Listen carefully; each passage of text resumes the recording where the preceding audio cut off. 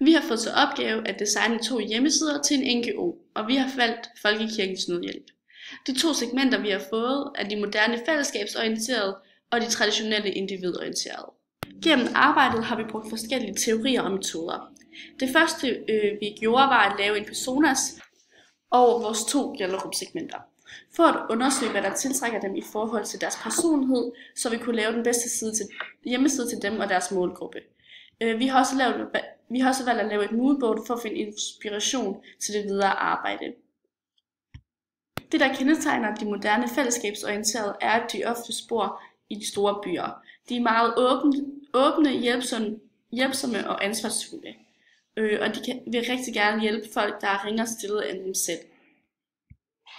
Det, der karakteriserer de traditionelle individorienterede, er, at de ofte bor i mindre byer, stemmer på Dansk Folkeparti og har en masse fædrelandskærlighed. Vi har lavet en masse forskellige brainstorms og skitser over, hvordan vores hjemmeside muligvis kunne komme til at se ud.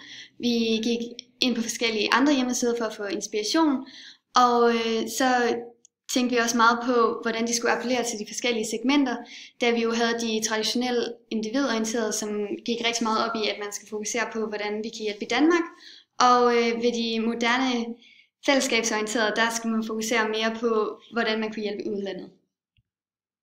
Vi har lavet et flowchart for at få et overblik over navigationen på hjemmesiden, hvor de firkantede bokse viser hovedtitlerne på hjemmesiden, og ellers alle de ovale viser undergrupperne. Den første hjemmeside, som vi har lavet, er rettet mod de moderne fællesskabsorienterede.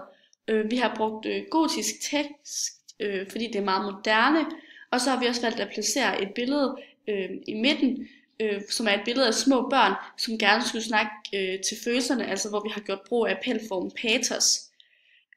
Det de moderne fællesskabsorienterede gerne vil, det er at hjælpe folk, som har det dårligere end dem selv, hvilket det ser ud til børnene på det her billede har.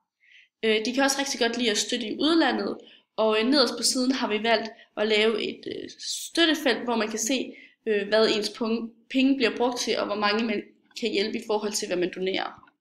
Og her har vi så vores andet flowchart, som virker på egentlig samme måde som vores første flowchart, men vi har de her hovedgrupper, og så har vi undergrupperne nedenunder. Denne hjemmeside er fokuseret på traditionelt individorienteret, som fokuserer mere på støtte i Danmark, og det er også det, som Danmarkskortet på billedet ligger vægt på, og den røde farve i skriften.